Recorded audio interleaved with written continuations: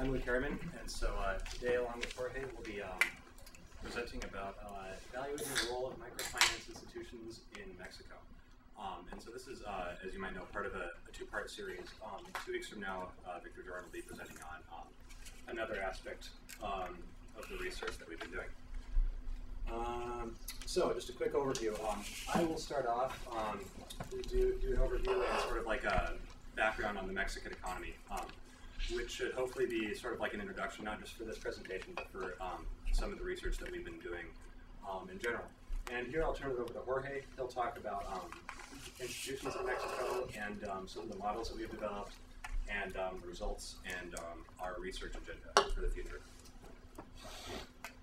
So, what our paper does, we develop some econometric models to evaluate microfinance institutions in Mexico.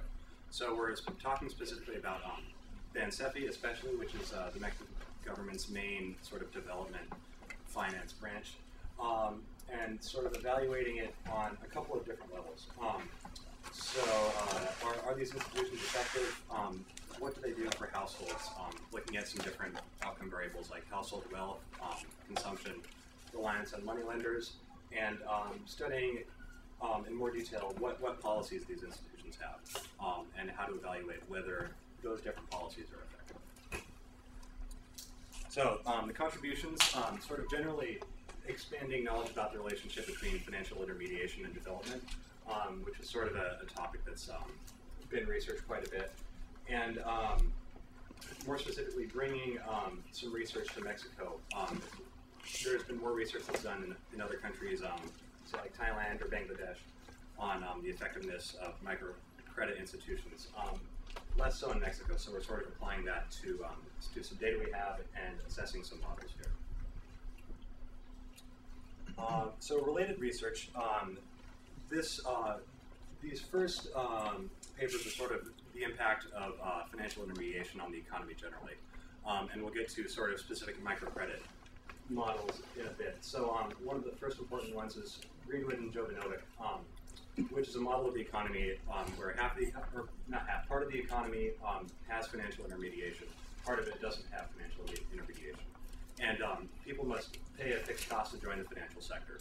And in return, they get things like insurance, and they get additional information about business projects that they have, how effective those might be.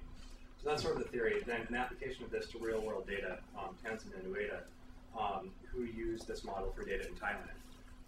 And so by doing that, they managed to reproduce some of the trends that happened in economic growth in Thailand, which grew very quickly, especially during the 80s and 90s. So capturing some things in GDP, like financial access. It doesn't capture everything. There is some financial liberalization in Thailand and some changes resulting in that are hard to capture by the model. And so in 2 weeks, Victor will be presenting on the results of this model for Mexico. Another model in this field is the so-called LED model. This one focuses on occupational choice. Again, part of the economy has financial intermediation, part of it does not. And the focus is sort of on entrepreneurs, some of them who have enough financing to sort of operate freely, some of them don't, so there's constrained and unconstrained entrepreneurs. And again, an application of this to data in Thailand, Tansen and Jide, who use that and sort of simulate the Thai economy, and they calculate, with this financial liberalization in Thailand, who are the losers and who are the winners. The main winners, entrepreneurs who are very talented but don't really have the financing to sort of develop things, but are now able to because of financial liberalization. And more directly, what we're doing here is very related to by Kowalski and Townsend, evaluation of microfinance institutions.